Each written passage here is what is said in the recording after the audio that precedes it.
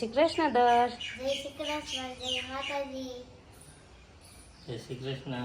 ભાવે સ્કૂલે જઈશ. By Tata, C you letter.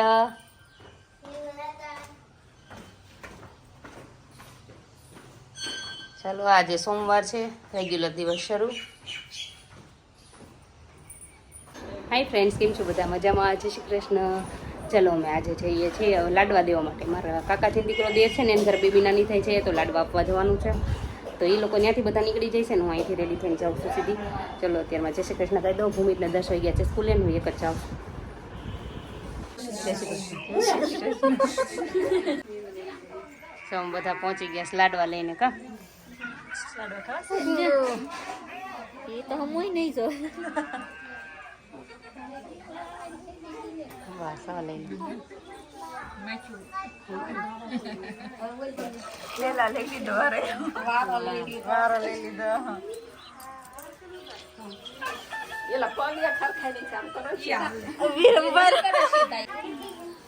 આમાં બીજા ઢીંગલું બોલાવી આવ્યા. કાલે ઢીંગલી બોલાવી આવ્યા, બીજા ઢીંગલી ને. હા આવી જશે.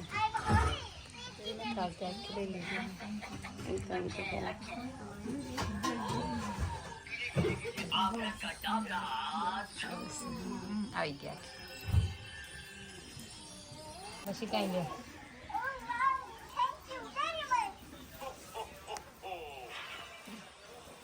ધ્યાન રાખજો.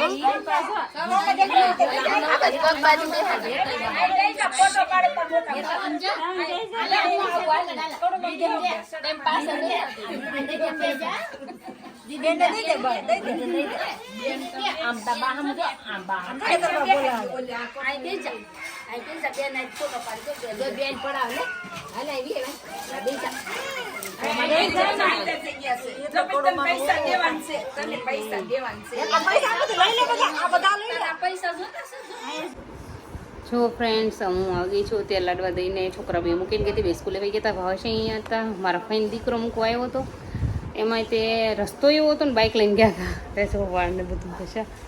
અમે બાઇક લઈને ગયા હતા, એ મૂકી ગયો ને પછી લેવા પાછા ભાવે છે આવ્યા. તો અડધે સુધી ફોર વ્હીલ આવી ગઈ તો થોડીક સુધી હાલીને આવ્યા. ગારામાં બહુ વાડી વિસ્તારનો રસ્તો ઓલો હતો. તો આવી ગયા છે. ચાલો આખો દિવસ શેર કરીએ તમારી જોડે. દર્શુભાઈની ટીવી જોશે બધા મને લેવા આવ્યા હતા. પાછા ફોર વ્હીલ લઈને હાલો કે લઈ આવી. પછી આવ્યા બધા જો ને. કાદર્શ, જય શ્રી કૃષ્ણ. ભૂમિ, શ્રી કૃષ્ણ. દર્શુભાઈ તો મળ્યો જ છે સવારમાં, મોર્નિંગમાં તમને રોજ મળે જ છે.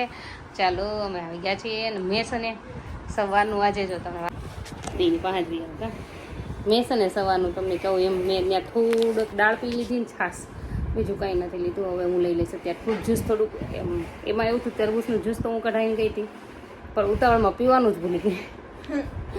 પાણી પીધું ને છાશ ને પીને ત્યાં બોલું કે નથી. ચાલો ત્યાં લઈ લઈશ ફ્રૂટ જ્યુસ. હું મારું જો ફ્રેન્ડ્સ આ તરબૂચનું જ્યુસ છે. અંધારું છે થોડુંક એવું લાગશે. થોડુંક પી લઉં છું અને થોડુંક નહીં પીવું, એટલો બધો ગ્લાસ નહીં પીવું, થોડુંક જ પીશ. ચાલો ચાલો ફ્રેન્ડ્સ, બહાર કામ શરૂ હતું એટલે આજે રૂમમાં બેડરૂમમાં જમવા બેસી ગયા છીએ. ચાલો તમને બતાવી દઉં માં જમવાનું. આ પહેલાં તો દર્શુભાઈ જ તે મેનુ મારું મેનુ. આજે અમારા ઘરે જો રસાવાળું રીંગણા બટેટાનું શાક બન્યું છે, પાપડ છે, રોટલો છે અને એના બધાની છાશ. ભાવેશ, ભૂમિત. ચલો અમે બધા જમવા બેસી જઈએ. તમે જમી લો ને અમે જમી લઈએ. ચલો ચાલો ફ્રેન્ડ્સ, તમારા પ્રશ્નના જવાબ આપી દઈએ. જો અત્યારે એમ બજારમાં ગયા હતા તો થોડાક ભીના થઈને આવ્યા છીએ. વરસાદ થોડું થોડું ઝરમર શરૂ થઈ ગયો હતો. કોલગેટ લેવા ગયા હતા, ગ્લિસ્ટર. તો પહેલો જ પ્રશ્ન છે, તમારા હારનો ફોટો મૂકો ને કેટલા તોલાનો છે એ કહેજો ને પ્લીઝ. તો મારો હાર એ 11.5 તોલાનો છે. ખબર, એકલો સિંગલ છે ને 11.5 છે. બીજો શોર્ટ છે એ છે 5.5 તોલાનો, પણ એ તો હું ક્યારે ઓછો પહેર્યો છે, બતાવીશ પહેરીશ ત્યારે. અને મારે એ હારનો ફોટો મેં લોકરમાં છે પહેલાંનો પાડેલો છે, મેં એક બ્લોગમાં મૂકેલો છે. એ મૂકીશ ને છતાં અત્યારે પાછું કેવું થાય, તમને નાનો શોર્ટ વિડીયો મૂકવાનું હવનમાં બેઠી હતી ત્યારનો, તો એમાંય તમને ક્લીન ડિઝાઇન ન દેખાય. એમ એવું લાગશે તો હું ગમે ત્યારે હવે પ્રસંગમાં પહેરવા લઈશ ને તે અંબારીનો ફોટો પાડી દઈશ અને ત્યારે જરૂરથી મૂકીશ ને ત્યારે યાદ કરીને તમને કહીશ કે જેને જોયું. પછી છે મારા જવાબ આપો ને હેતલબેન. જય શ્રી કૃષ્ણ. તો જય શ્રી કૃષ્ણ. તમારા જવાબ મેં આપ્યા છે, રાઇટિંગમાં આપ્યા છે અને વિડીયોમાં મેં આપ્યા છે. તમે ચેક કરી લેજો. એક પ્રશ્નનો જવાબ મેં આપ્યા છે તમારા. ડી તમે મરચાં વઘાર્યા તે રેસીપી બતાવજો ને. તો કયા મરચાં એમાં મને એ ખબર નથી પડતી. વઘારેલા તો નથી, પણ ઓલા મેં જે રાયના કુરિયાના રાયતા બનાવીએ છીએ કાચા એમને લીંબુ નાખીને, એ કહેશો પીળા કલરના રાયના કુરિયા નાખીને, તો એ મને જરાક કહેજો. મરચાંનો નથી, પણ એ રેસીપી બનાવીશ તો હમણાં પાછળ મારે સ્ટોક છે બનાવવાનો, એટલે હવે બનાવીશ તો તમને જરૂર બતાવીશ. પછી ઉપવાસમાં ઓસ્કાર ખવાય ઓટ્સ હશે એ પૂછ્યું છે કંઈક, તો એનો મને આઈડિયા નથી, લગભગ નથી ખવાતા. કા ભાવે છે ધાન જેવું જ આવતું છે. બેન મેં વેટ લોસ કરવા ડાયટ ચાલુ કરી છે, તો ડાયટમાં બપોરે મગ સાથે ડુંગળી અને ટમેટા કાપીને લઈ શકાય? તેનો આન્સર આપજો ને. હા, લઈ શકાય. થોડી થોડી ક્વોન્ટિટી રાખવાની લેવાની. બપોરે ગમે તે કઠોળ લઈ શકાય નહીં. આપણે કઠોળમાં ચણા ને એવું નથી લેવાનું. દાળ એ આપણે બહુ બનાવીને પીવાની નથી વઘારીને. આપણે મગ બને ને ત્યાં સુધી વધારે, હું તો એમ જ કહું મગ રાખજો. મગથી વિશેષ એક કંઈ કઠોળ નહીં રહે, મગ રાખજો તમને બને ત્યાં સુધી એમ. ચોળા અને ઉપર તમને જો શૂટ થાય તો તમે લ્યો, બાકી મને ડાયટમાં મગ વધારે ગમ્યા છે. ટ્રાય કરો, એટલી થાય તમારાથી બને એટલી તમારાથી મહેનત તો મગનું કરજો. હેતલબેન મારે પેટની ચરબી નહીં ઉતરતી, તો કહેજો ને. તમારે પેટની ચરબી નહીં ઉતરતી, પેટની એક્સરસાઇઝ થોડીક વધારી દો તમે એવું લાગે તો, અને રોજ કરજો કન્ટિન્યુ. જ્યાં સુધી ચરબી તમારી પેટની ઓછી નહોતી ત્યાં સુધી રાખજો. ક્વોન્ટિટી ઘટાડતા રહેજો. બીજું બોડી તમારું ઘટી ગયું છે, જો એકલું પેટ હોય તો ખાસ તમારે એની એક્સરસાઇઝ કરવાની પેટની, અને થોડીક વધારી દેજો. ને જે હું કહું છું ને મહિનાના 10 કે 12 દિવસ, એની તમારે થોડાક દિવસ કન્ટિન્યુ રાખવાની, જ્યાં સુધી ઉતરી જાય ત્યાં સુધી.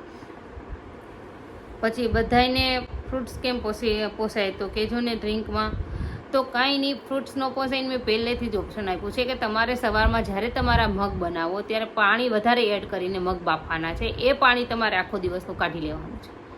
એ પાણી મગનું પાણી જ્યુસની જગ્યાએ તમારે પીવાનું છે. અને ફ્રૂટ ન ખાઈ શકો તો મગ રાખો અને મગનું પાણી રાખો. ફ્રૂટની જગ્યાએ મગ લેવાના છે અને જ્યુસની જગ્યાએ મગનું પાણી લેવાનું છે. અને કાંઈ નહીં તો પાલક તો પોસાય ને, પાલકનું સૂપ બનાવી લો અથવા પાલકનું જ્યુસ બનાવી લો. કાંઈ નહીં તો કાકડીનું જ્યુસ બનાવી લો. જો એ વેજીટેબલ્સ પોસાય તો. અને વાડી હોય એને તો ક્યાં વાત જ છે, ઘરે બનાવી વાવી દેવાના કા. એટલે એ તમારે કરવાનું છે. અને જે બીજું તો ફ્રૂટ ન પોસાય તો મેં તમને જે કીધું છે એ, કે લીંબુ શરબત, કોઈ કીધું ગોળ નાખીને સારું લાગે, નહીં તો ન લાખો તો સેજ ખડી સાકર નાખીને લીંબુ શરબત એનર્જી આપશે તમને. અને મગનું પાણી બેસ્ટમાં બેસ્ટ રહેશે. મગનું પાણી ને મગ એ રાખો તોય ચાલશે. અને જો શાકભાજી બાફીને ખાવાના છે એવું કરવાનું છે. મગની જગ્યાએ તમારે શાકભાજી બાફીને ખાવા હોય તો ખાઈ શકો છો. પછી હું મગ પલાળું તો કવડું રહે છે, શું કરું? તો તમારે એ મગ નવા હોય એટલે તમારે એ થાય. તમારે જૂના મગ કોઈના ગોતવાના છે. હા, અને ખાસ દુકાને જાઓ ધૂળિયા મગ માંગજો. જો દુકાનેથી લેતા હોય, અમે ભાવનગર દુકાને ધૂળિયા મગ રહી, આપણે તો એકવાર કવડું આવ્યા હતા કા, પછી નહીં, પણ એક જ વાર થોડા થોડા આવ્યા હતા, પણ બાકીને ધૂળિયા મગ આવે ને તો બેસ્ટ આવે, કવડું નથી રહેતા. પછી એક પ્રશ્ન છે, ઠીક હેતલબેન ઢોસાની લોઢી સાવરકુંડ લાવ્યા એ બતાવજો ને પ્લીઝ. દેવાની તો કાંઈ નહીં, એ માથે ચડાવી દીધી છે, 9 કિલોની છે.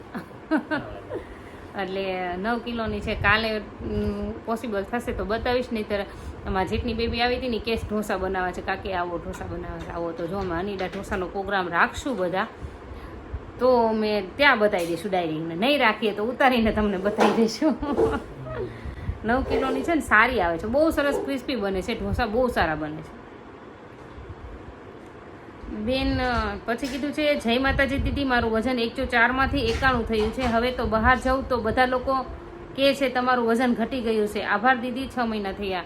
તો મોસ્ટ વેલકમ. સારું. અને 100 કેટલા કિલો તમે કીધું? આઈ થિંક 104 કિલો, એટલે તમારું વજન તો ઘણું તો હતું. તો તેમ જેમ તમારું વજન ઉતરશે એમ તમારું શરીરે હળવું થતું હશે ને તમને ગમતું હશે. અવર જવર કરવામાં, ઉઠબેઠ કરવામાં તમને પ્રોબ્લેમ નહીં થાય. ઘણું આમ હળવાશ થઈ જશે શરીરમાં, સ્ફૂર્તિ રહેતી હશે પહેલાં કરતાં. કન્ટિન્યુ રાખજો ને, ઘટશે, હજુ આગળ ઘટશે. તમને આમ કેટલું ઘટી જશે ને તો તમને એમ થશે કે મેં આવું ધાર્યું નહોતું કે આટલું માથી થશે એમ. મારું બોડી તમે પહેલાંના ફોટા જુઓ છો ને, હવે તો હું આમાં થંબનેલમાં નથી મૂકતી, નહીંતર મારા ફોટા પિક જુઓ તમે પહેલાં મૂકેલા જ કોકો, કેમ કે મારે એવો ટાઈમ નથી રહેતો થંબનેલ બનાવવાનો, એટલે એમને મેં હાલે જ રાખું છું. તો તમે એમાં જુઓ ને તો મારો ફોટો, મારે 82 કિલો વજન હતું, એટલું ઉતાર્યું તો મને એમ થઈ ગયું મને નહોતું થતું, હું પોસિબલ કરી ગઈશ. આ ના જ પાડતા હતા એને જેમ, તો એ કરીને દેખાડી દીધું. અને એક જોતા તો બધા ઉતારી ધારે તો ગમે તે આપણે કરી જ શકીએ, કેમ ન કરીએ? એને ગુજરાતીઓ ખાસ જે ધારીએ કરી શકીએ. આપણે મન મક્કમ કરી દો ને, હિંમત હારવાની નથી. આપણે ગમે તેમ થાય મારે આની ઉપરથી નથી હટવાનું, મારે એટલે પોગવું છે ને થઈને જ દેખાડવું છે ને. માણસો આપણને કહેતા રહી જવા જોઈએ કે નહીં કરી નાખ્યો, વજન બહુ સારું શરીર થઈ ગયું એટલું તારું, મારે હજુ કે છે હજી નહીં કરીએ. આ 4 વર્ષથી કન્ટિન્યુ આમનો છે. હવે બહુ એટલું બધું વધતું નથી. તમારે વધીને 2-3 કિલો વધે, 4 કિલો વધે, બહુ નથી વધતું. જેવું પહેલાં હેવી આપણું હોય ને 20 કિલો જે ઘટાડ્યું ને એટલું જ નથી જ વધતું. બેન તમે રસોઈવાળા એને બધું જ કામ બંધાવેલું છે? તો હા, મારે બધું જ છે બંધાવેલું, પણ એમાં એવું છે અત્યારે થોડુંક કામ વધારે છે કે નહીં, રિનોવેશન શરૂ છે એટલે બધું કામ જે દિવસનું એ શરૂ કર્યું છે ને તે દિવસનું બંધાવ્યું છે રસોઈની. તો રસોઈ હું જાતે જ બનાવું છું ઘરે.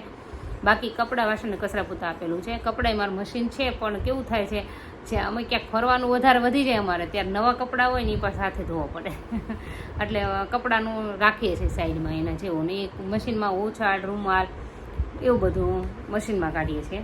અને આ રસોઈવાળાનું તો મેં તમને કીધું એમ જ્યારનું રિનોવેશનનું કામ શરૂ કર્યું છે ને ત્યારથી હું રાખું છું સાઈડમાં. પછી ને હેતલબેન, મારે સાઈડનો ભાગ નથી ઉતરતો, પેટ ઓછું થઈ ગયું છે પણ સાઈડની ચરબી નથી ઉતરતી. ને બેન મારું મોઢું સાવ નાનું થઈ ગયું છે, તો આનો જવાબ આપજો ને પ્લીઝ. તો કંઈ નહીં, તમારે સાઈડનો ભાગ નથી ઉતરતો તો ઉઠબેઠની એક્સરસાઇઝ વધારે કરજો થોડીક, અને જમ્પ કરજો થોડાક વધારે એવું લાગે તો. અને બીજું તમને એ કહેવાનું હતું કે તમારું મોઢું નાનું થયું, પેટની ચરબી ઉતરી, પહેલાં સાઈડનો પાછળ થશે, ઘણું એવું થશે. ઘણાના પ્રશ્ન જે વજન ઉતરતા ને પહેલાંના જે સબસ્ક્રાઈબરો છે ને એ રહેતા પ્રશ્ન, મેં એને એ જ કીધું છે ને એને એ જ થયું છે. તમારે પહેલાં પેટની ચરબી ઉતરી ગઈ છે, મોઢું નાનું પહેલાં થયું છે, તો પછીની અમુક ચરબી પાછળથી બીજી પછીની અસર કરશે જેમ જેમ તમારો વેટ લોસ થતો જશે એમ. એવું નથી કે તમારે બધાને, અમુકને મારે બીજાને કેવું થયું હતું અમુકને કે શરીરના એકદમ ઉતરી ગયું, ફેસનો ભાગ મોટો રહેતો હતો, અમુકને ફેસ હાવ નાનું થઈ ગયું, તો શરીર એમ જ હતું, પાછળથી શરીર ઉતર્યું. એટલે હવે તમારો ફેસ ઉતરી ગયું છે અને પેટની ચરબી ઉતરી ગઈ છે, તો હવે સાઈડની ચરબી ઉતરી જશે. એની ચિંતા નહીં કરો, ધીરે ધીરે તમારે બધું શેપ આવતું જશે. તમે એક્સરસાઇઝ કરતા રહેજો બોડી શેપ લાવવા માટે, ઉઠબેઠ કરી નાખજો, એની ચિંતા નહીં કરતા. તમે કન્ટિન્યુ ડાયટ ઉપર ધ્યાન દેજો. તમારે શરીર તો તમારા મેળમાં આવી જ જશે આજની તો કાલ, તમે એની ચિંતા નહીં કરશો કંઈ. તો તમને બધાને અમારા બ્લોગ ગમ્યો હોય તો લાઈક, શેર, સબસ્ક્રાઇબ જરૂરથી કરજો. Thank you. Thank you. Welcome. Good night.